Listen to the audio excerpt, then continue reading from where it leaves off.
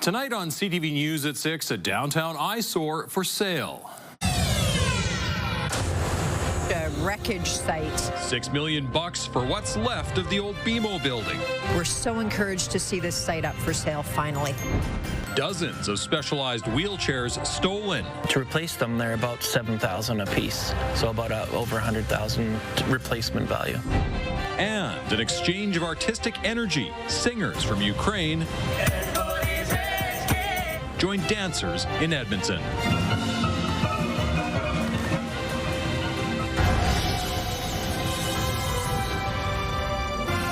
CTV Edmonton, local breaking news with Jeff Hastings.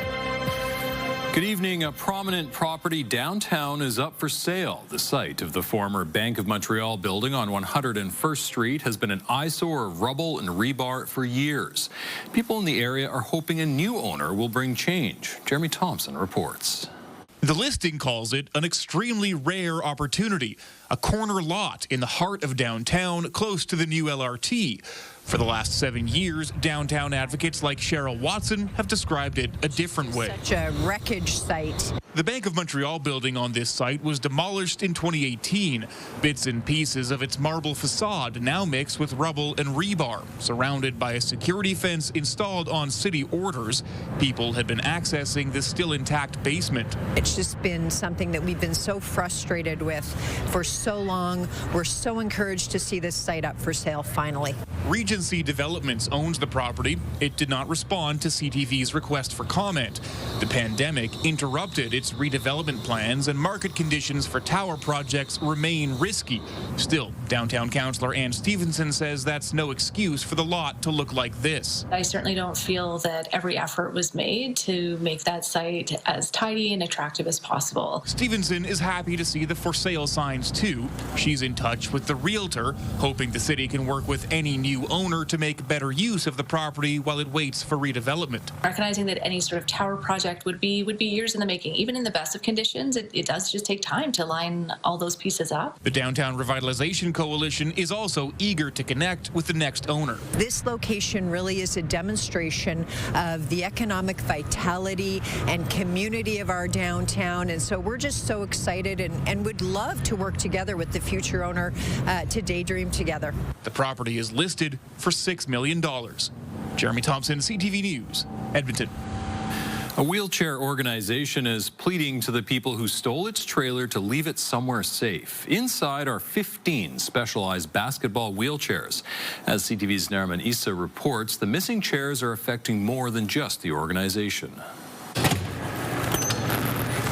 It's been a frustrating past few days for Ross Norton and the staff at the Alberta Northern Lights Wheelchair Basketball Society. I was contacted by the school on Monday morning. They expected the chairs to be there, and they were wondering where it was, and I realized that the trailer was stolen at that point. The Society's trailer was parked outside Memorial Composite High School in Stony Plain. Inside are 15 specialized wheelchairs. These chairs get used by the schools all over northern and central Alberta in their phys ed classes, and students get a chance to play wheelchair basketball. It's believed the trailer was stolen around 6 o'clock Sunday morning. Surveillance footage shows at least 2 people hitching the trailer to a truck and driving off. They were older chairs, so the actual value is low, but to replace them, they're about $7,000 a piece, so about over $100,000 replacement value. He's asking for the public to keep an eye out for the trailer with the Society's logo on the side.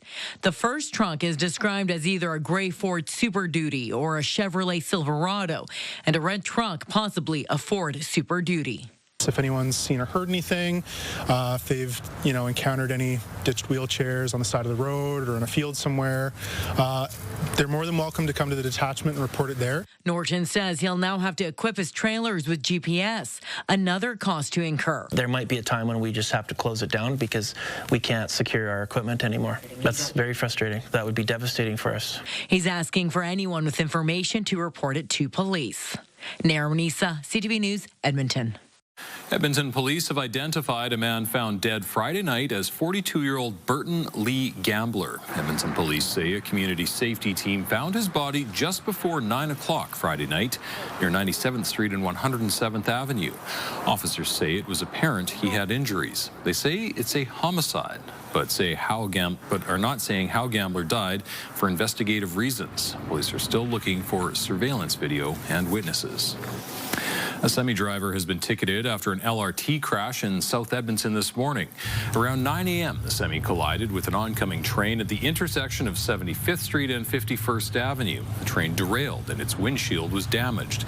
Police say 2 passengers were assessed by medical crews on board and released shortly after. The driver of the train was taken to a medical clinic for precautionary reasons. Police say the driver of the semi was not injured and was issued a ticket. Harsher measures are coming for commercial truck drivers with bad driving records in Alberta. Class 1 tractor-trailer truck drivers will have to provide their driving records when they move to a new job. It's an effort to have a record follow the driver instead of their company. Transportation Minister Devin Dreeshen says this move would allow companies to know who the good and bad drivers are before they get behind the wheel. This will be phased in beginning December the 1st. A full rollout is slated for June 1st, 2026. Prime Minister Mark Carney is slated to address business leaders in Calgary tomorrow. It's expected the PM and Premier Danielle Smith will sign a memorandum of understanding on a pipeline to carry Alberta oil to the BC coast. MLA Jason Nixon has been at the table for these discussions. He says this is the most confident he's been that there's a path forward for Alberta. I'm very confident what you'll see tomorrow is big movement in that space that creates a pathway forward where our industry is going to be able to succeed, including in pipelines, but in other areas, and that we're going to see, hopefully, the regulatory system in our country change so that we can make a clear message to Albertans and Canadians that Canada is open for business and that Alberta is open for business. Opposition leader Naheed Nenshi says he hopes the Premier has made a deal, but it might not be enough. The MOU is necessary but not sufficient. It's really important to get the conditions right to get a pipeline built, but now the hard work starts. And that hard work is rolling up your sleeves and working with proponents, with Indigenous peoples, with communities along the route to develop a route that makes sense and a project that can get built. The Prime Minister is scheduled to speak at noon tomorrow. Pet ownership is about to become a little bit cheaper for people in Morinville. The town has decided to end its pet license requirement. As Amanda Anderson reports, pet owners will still have some rules to follow.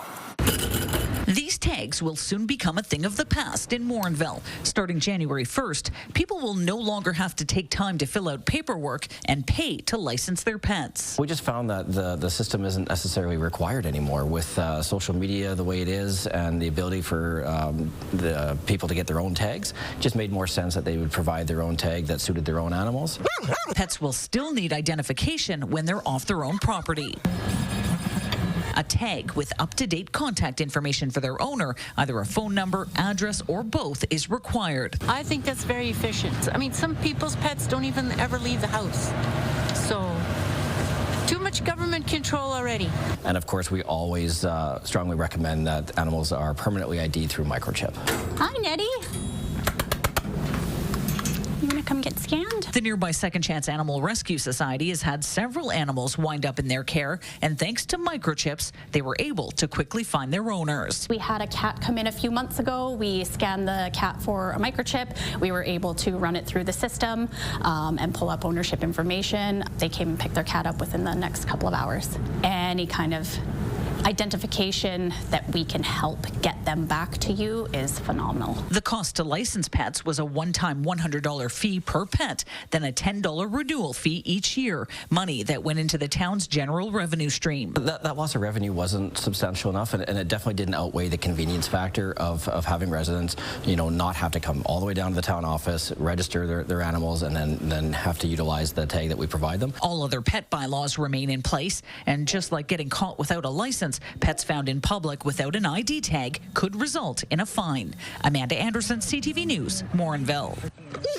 The Edmonton International Airport helped people cross some things off their Christmas lists. People could shop at about 40 local vendors at the YEG Sustainable Holiday Market.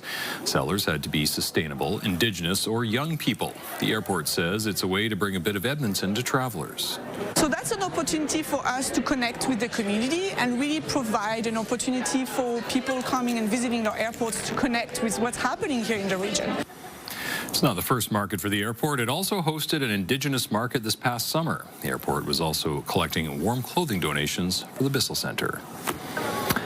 And Josh, out and about tonight, Southwest Edmonton for Toy Mountain. Josh. Yeah, we're at Sentinel Storage, one of our great partners in CTV Toy Mountain. And I've got Amanda Sejkowski from the Sherwood Park location. How are things out there at the Sherwood Park location, Amanda? It's been going pretty good.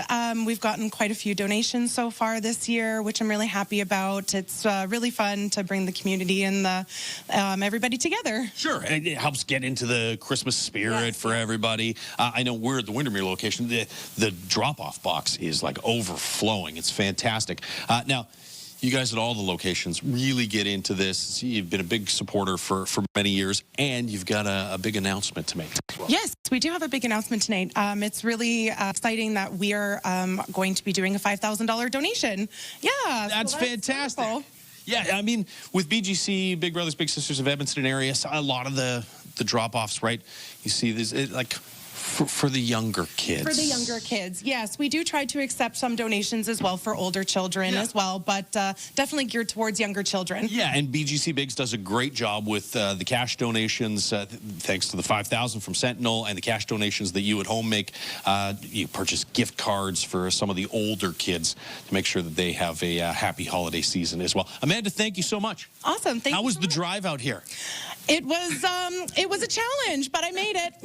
Trying on the roads. Amanda, thank you so much. Let's talk weather. It was a little foggy out there. The traffic was moving slowly across much of the city today, especially on the Henday. -9 in Edmonton right now after hitting -8 for a daytime high today. So 5 degrees cooler than average this morning and 6 degrees colder than average this afternoon. That's the coldest temperature we've seen in a long time. We do have some flurries up around White Court and in through the Peace Country. We're seeing a bit of light snow.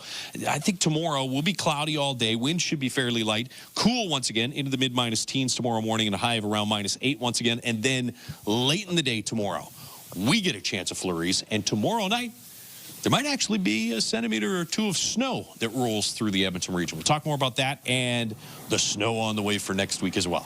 All in just a few minutes. Thank you, Josh. Still to come on CTV News at 6, kidney disease death rates rising. People that have kidney disease already, we're failing them. How advocates hope to prevent the need for dialysis and transplants. Also ahead.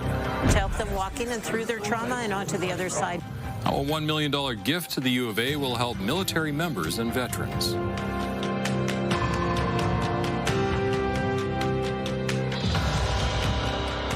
Thursday, a firefighter's dramatic recovery from stage 3 colon cancer and then getting into shape to pose for a calendar raising money for burn victims, plus how to make sure your car is ready in case of a winter emergency. Your Morning Edmonton, weekdays. Programming brought to you by James H. Brown Injury Lawyers, the heavy hitters of injury law.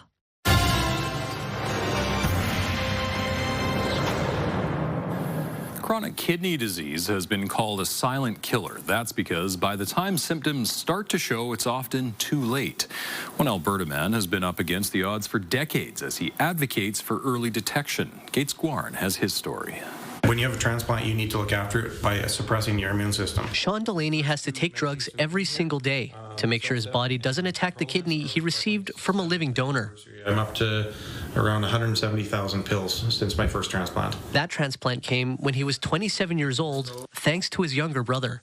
It was a huge game changer. Delaney has been dealing with kidney disease his whole life. He lost his left kidney when he was just a month old. The 54-year-old had a second transplant 5 years ago. A wonderful friend of a friend who heard my story through a mutual acquaintance.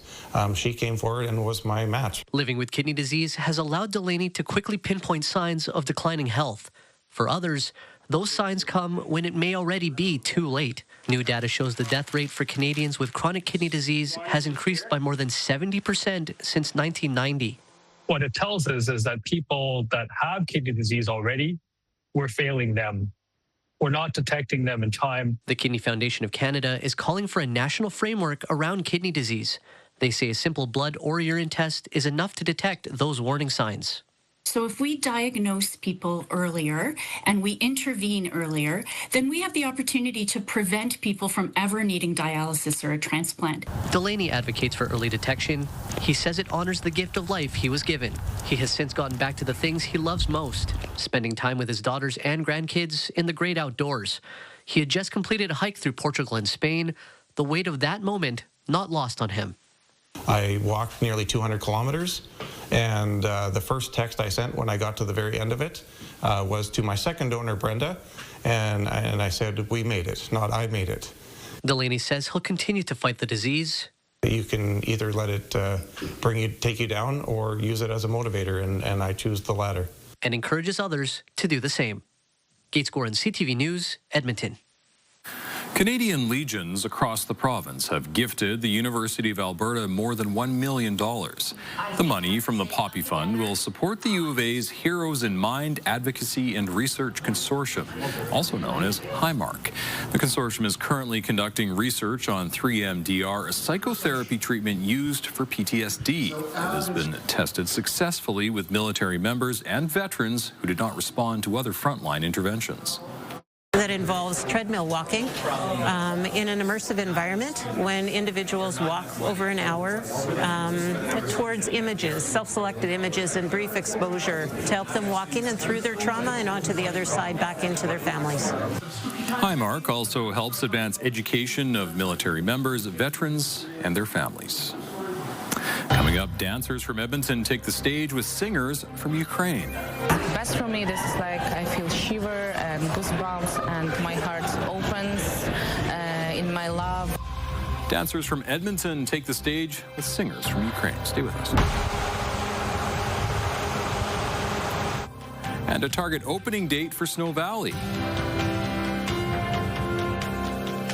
Colder temperatures rolled in today, and they'll stick around right through to Saturday. A little bit milder next week, and a better chance for snow next week as well. Full forecast after break. Programming brought to you by Century Casino. 3 great locations: Edmonton, St. Albert, and Century Mile. Programming brought to you by James H. Brown Injury Lawyers, the heavy hitters of injury law.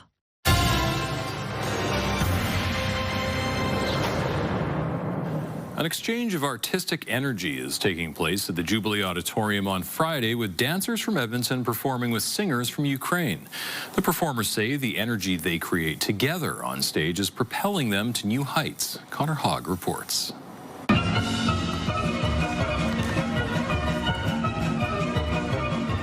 As a Ukrainian Canadian, showing our Ukrainian culture I think it's really huge. As a dancer itself, it's really incredible. Like, dream come true to be dancing on such a stage. Practice makes perfect, and the dancers of Vohan Ukrainian Ensemble are putting in the hours.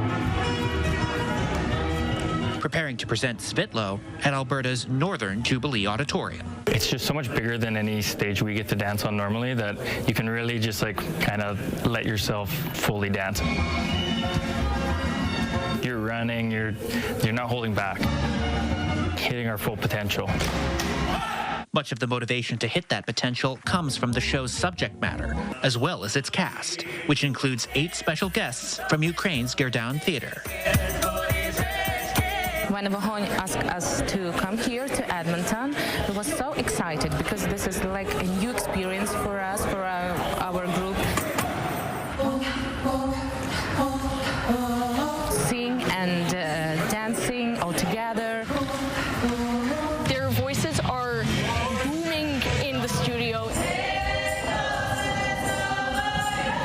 It's almost like spiritual and transcendental. It's more than just listening to a track and dancing to it. Like, you are feeling it in your body.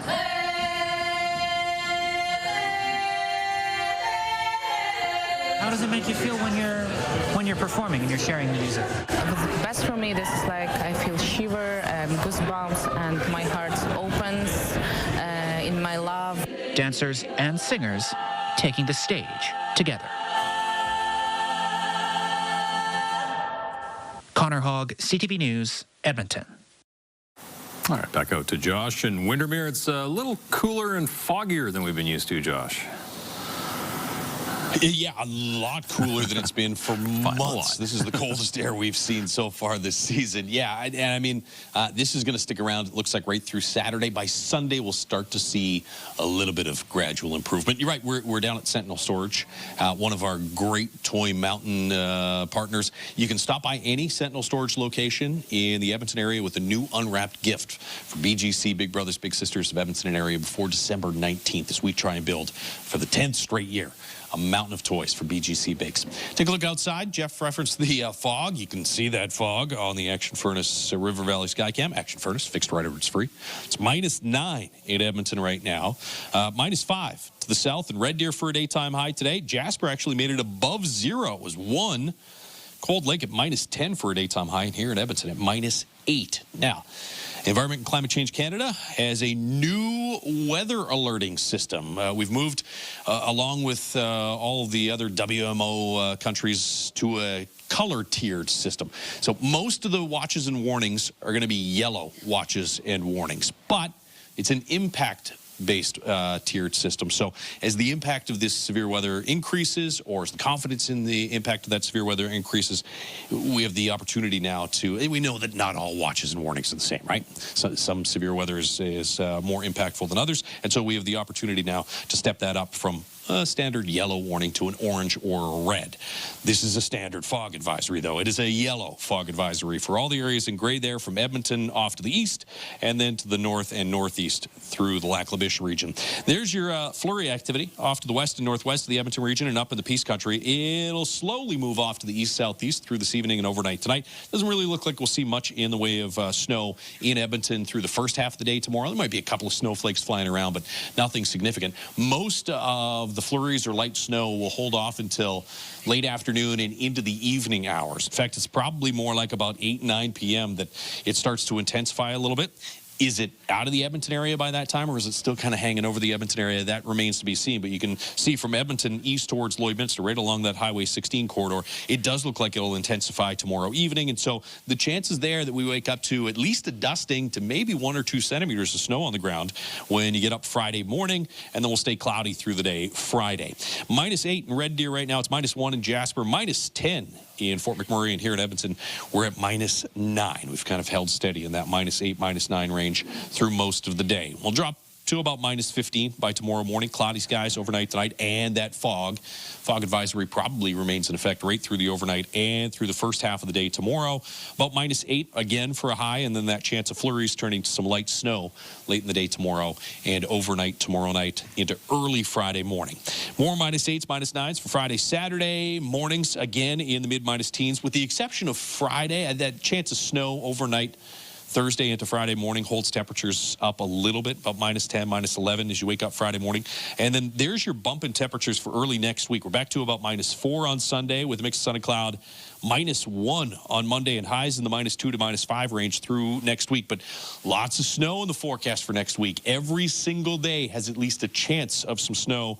Best bets for some heavier accumulating snow Monday and again Thursday of next week. So you get a taste of some colder air here today and over the next couple of days, and then it's going to start to look a little more like early December next week with some snow on the ground. Again, we're at Sentinel Storage. If you have a chance to stop by, please bring a new unwrapped gift for BGC Bigs. Jeff. All right. Thank you, Josh. The snow guns and groomers are going full throttle over at Snow Valley.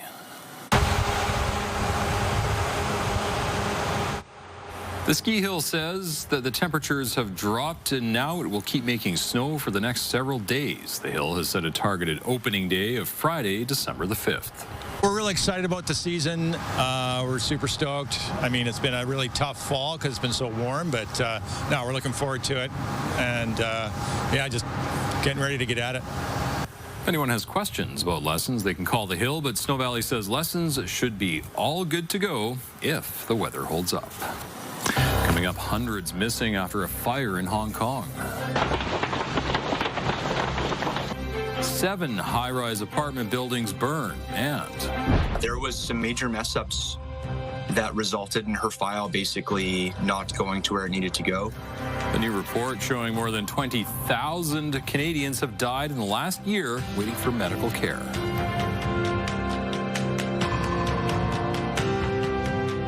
Help us build a mountain of toys. Donate today at ctvedmonton.ca. Programming brought to you by Century Casino. 3 great locations: Edmonton, St. Albert, and Century Mile.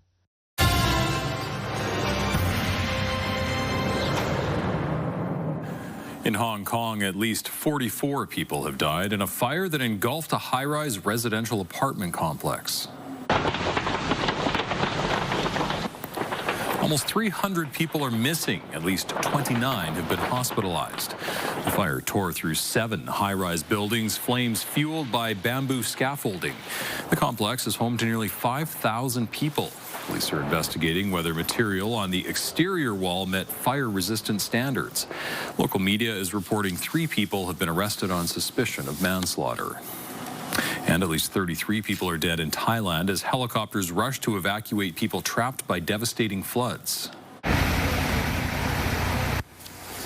Floodwaters have swept through the country, impacting nearly 3 million people and forcing 45,000 to evacuate. People were stranded on balconies and rooftops with helicopters and boats trying to reach them. The floods were caused by heavy rain. One area which received over 330 millimeters in one day, which is the most in 300 years. A suspect is in custody after 2 National Guard soldiers were shot near the White House in what police describe as a targeted attack. 2 of our brave members of the National Guard and the Department of War were brazenly attacked in a horrendous act of violence. They were shot. They're in critical condition. The White House and U.S. Treasury were put on lockdown. The suspect was also shot, but those injuries are not believed to be life-threatening. U.S. President Donald Trump is at his West Palm Beach golf course. He's ordered 500 more National Guard members to Washington in the aftermath of the shooting. More than 23,000 patients have died while on wait lists for surgery in Canada in the last year alone. Here's CTV's Heather Wright on the numbers and one family story. Debbie Fuster was expecting a straightforward triple bypass operation, a few days in hospital and then recovery at home. Except the Manitoba woman died before ever getting the surgery. It still feels like shock. Daniel Fuster says doctors told his mom she needed heart surgery within 3 weeks. She was left waiting for nearly 3 months. There was some major mess-ups that resulted in her file basically not going to where it needed to go. Fuster is not alone. According to public policy think tank secondstreet.org, nearly 25,000 patients died in Canada while waiting for surgeries or diagnostic procedures between April 2024 and March 2025. But the organization warns the numbers are likely higher, as many provinces don't track these deaths or only collect partial data. Fundamentally, these are embarrassing numbers, and I think that's why governments are not keen to go out and track them carefully. Second Street is calling on all provinces and territories to track and disclose these deaths. They also want to see hospital funding tied directly to performance, a reform they believe will improve wait times. It's crazy to keep doing the same thing, throwing money at the system and hoping something will change. Another proposed reform is Debbie's Law, a Manitoba private member's bill championed by the Fuster family, which would require health authorities to inform patients when life-saving treatment cannot be provided in a timely manner. Debbie's Law is not perfect. It's not going to solve every problem, but it is a great starting point to begin asking for transparency. This year's numbers mark a 3% increase from last year, and according to Second Street, since 2018, more than 100,000 people have died in Canada while waiting for some sort of surgery or procedure. Heather Wright, CTV News, Toronto.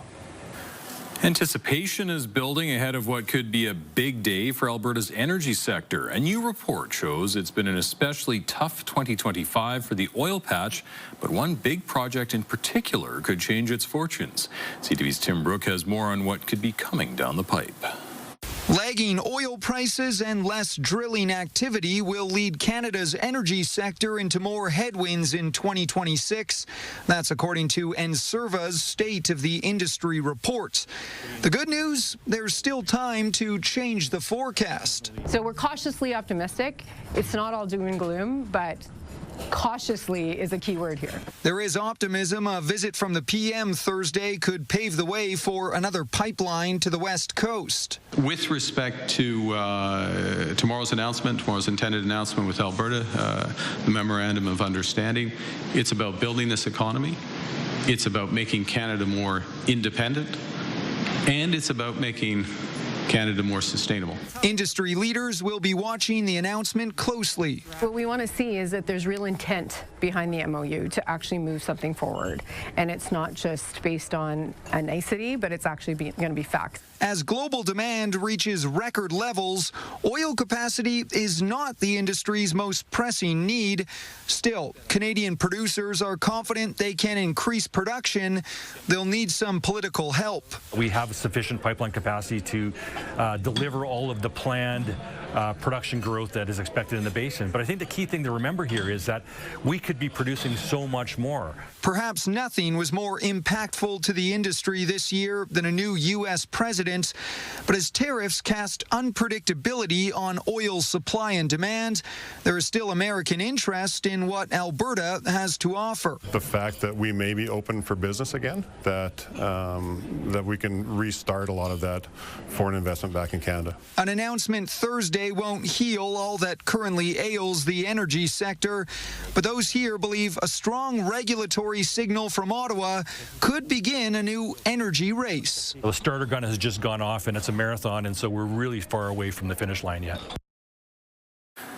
Meanwhile, in Ottawa, the expected announcement appears to be creating turmoil in the Liberal caucus. CTV's Abigail Beeman has the latest.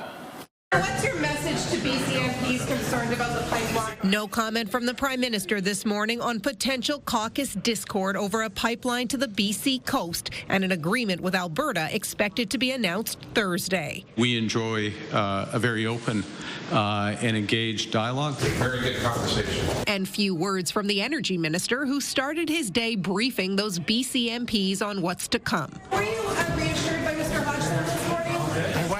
Details on both the meeting and what's in tomorrow's announcement scant. It's premature, irresponsible for anybody to talk about, what people think and who's saying what until there is something that's on paper. With some MPs, including the caucus chair, insisting everything is fine. I support the Prime Minister, and Prime Minister has a vision, and something really good will come out of this tomorrow. Everybody's happy, honestly. Are you going to at least talk? But the former Environment Minister wouldn't answer when asked multiple times if he was mulling over quitting. And many BC MPs wouldn't stop to talk. This pair, including Vancouver's former mayor, walked by silently 3 times. You've got BC bought in, that you've got First Nations leadership bought in, and First Nations communities bought in is the minimum expectation. The Memorandum of Understanding that we're negotiating with Alberta creates necessary conditions, but not sufficient conditions. That was an oxymoron statement, if I ever heard one. I don't understand what it meant.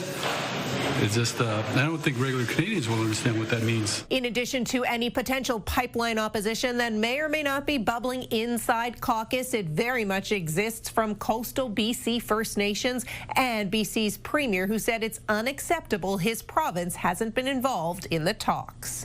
Abigail Beeman, CTV News, Ottawa.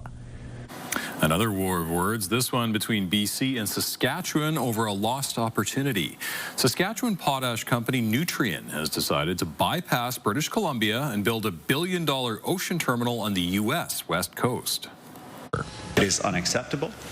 It is deeply disturbing and problematic that Nutrien decided to go to Washington State instead of coming to British Columbia. That Premier says, we don't want oil in this port, Mr. Speaker, because you can't get a boat into it. And then that same NDP policymaking Premier, Mr. Speaker, questions why another industry isn't making that very investment in our nation. Nutrien says the proposed facility would create deepwater access in the Pacific Northwest, enabling the company to move millions of tons of Canadian potash to global markets. Canadian housing market could be on the upswing next year. Strong demand among potential home buyers and built-up inventory could pave the way for a sales rebound in 2026. CTV's Scott Hurst explains. It has been a turbulent year for the Canadian housing market and really the Canadian economy as a whole. But the housing market has shown signs of momentum late in the year, with home sales picking up. According to the latest national numbers from the Canadian Real Estate Association, home sales recorded monthly gains in 6 of the last 7 months, and that's expected to continue into next year. RE/MAX is also out with its 2026 Canadian housing market outlook, and the projections could have a lot of people getting off the sidelines. According to RE/MAX, sales are expected to pick up on average nationally almost 3.5% next year, with prices expected to fall some 3.7%. And according to the survey, 10% of respondents plan to buy a home in the next 12 months. That's up from 7% earlier this year, and half of them are likely to be first-time home buyers. RE/MAX is citing added inventory as one of the factors that's been moderating the price this year, with listings in 2025 increasing year over year in a majority of regions across the country. The added supply has been a factor in pushing prices lower, coupled with falling interest rates that are becoming much more favorable from a buyer's perspective. Scott Hurst, CTV News, Toronto. Coming up, an economic lifeline. This government will do whatever it takes to protect our sector. The federal government's plan to boost domestic steel sales as it prepares to get rid of refunds for companies impacted by U.S. tariffs. Also ahead. All right, everyone, good luck. Your chance at a cross-country adventure on Amazing Race Canada.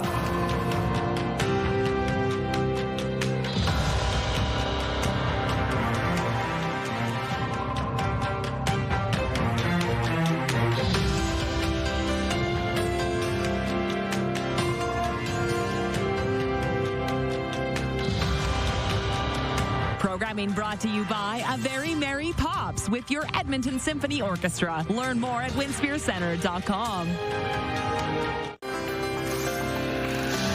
Checking on the markets, the Canadian dollar made slight gains today, trading for close to 71 cents U.S. Oil was up 70 cents, closing the day at $58.65 a barrel.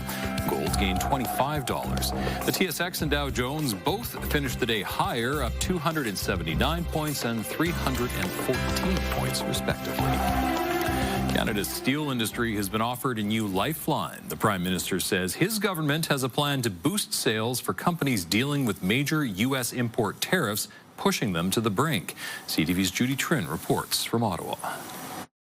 After enduring half a year of Donald Trump's 50% tariffs, Canada's steel industry is teetering on the edge. Our order books are not being filled up at this moment because nobody's investing. It's such a real perilous time. We must protect our workers and our industries who are most exposed to U.S. tariffs. The Liberal government is introducing new measures to reduce the amount of foreign steel. The countries that Canada does not have a free trade agreement with will face lower quotas. Steel from countries like China, Taiwan, India, Turkey, and the United Arab Emirates will now be limited to 20% of what they sold to Canada in 2024. The government estimates that could boost domestic steel sales by $850 million. Other countries with free trade agreements will be capped at 75% of what they sold last year. But U.S. imports won't be capped. But all American steel products will continue to face 25% tariffs. This government will do whatever it takes to protect our sectors and not just protect them, but to help them reposition for the new global economy. The government will also subsidize the cost of transporting steel and lumber by rail across the country. Internationally, when it comes to big defense procurements like submarines, Canada will continue making Buy Canadian a requirement. We will absolutely make sure that there are steel and aluminum and sometimes, depending, lumber requirements, because we need to protect jobs in these tariff sectors. Those were the carrots, but there's there's also a stick. The government announced it will end remissions or refunds for Canadian companies impacted by U.S. tariffs by January 31st. Mark Carney also said that he spoke with President Trump last night and that he will be headed to Washington next week as part of FIFA World Cup events. Judy Trin, CTV News, Ottawa. RCMP are warning people about a ghost broker scam. Ghost brokers are people claiming to be insurance brokers selling insurance that doesn't exist. RCMP say a man in Ponoka is a recent victim. After a crash, he discovered his insurance from a company called All Covered Canada did not exist. Police say if a deal feels too good to be true, it probably is. RCMP says to ask for proof of business and to avoid cash-only requests. You can also check if they have a broker's license by contacting the Alberta Insurance Council. An advocacy group for farmers says it will be lobbying the federal government for a guaranteed annual income. The National Farmers Union is calling on Ottawa to set up a 10-year pilot project which would see farmers receive an annual income of at least $50,000. The rate would also rise based on inflation each year. The executive director of the union says a guaranteed income would help stabilize farmers' finances. Members are also calling for a cap on the profits of major grocery chains.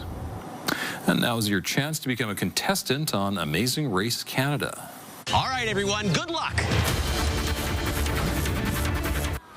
Casting for season 12 of CTV's The Amazing Race Canada is underway. Applicants must submit a video explaining why they and their teammates should be chosen. Be sure to include what makes your team and relationship special. The detailed instructions on how to apply can be found on the CTV website. The deadline to apply is December the 15th. Coming up, getting ready to unleash the teddy bears. There's Lewis, alternate captain Ethan McKenzie, defenseman Blake Fiddler, defenseman Reese Peterson, and of course, Brickley Bear. The Oil Kings unveil the jerseys they'll wear for the occasion.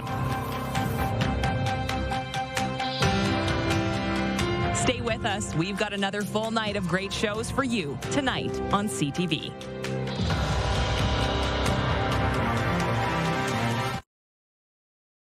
Programming brought to you by Southview Acura. Experience the elegance of the all-new Acura ADX.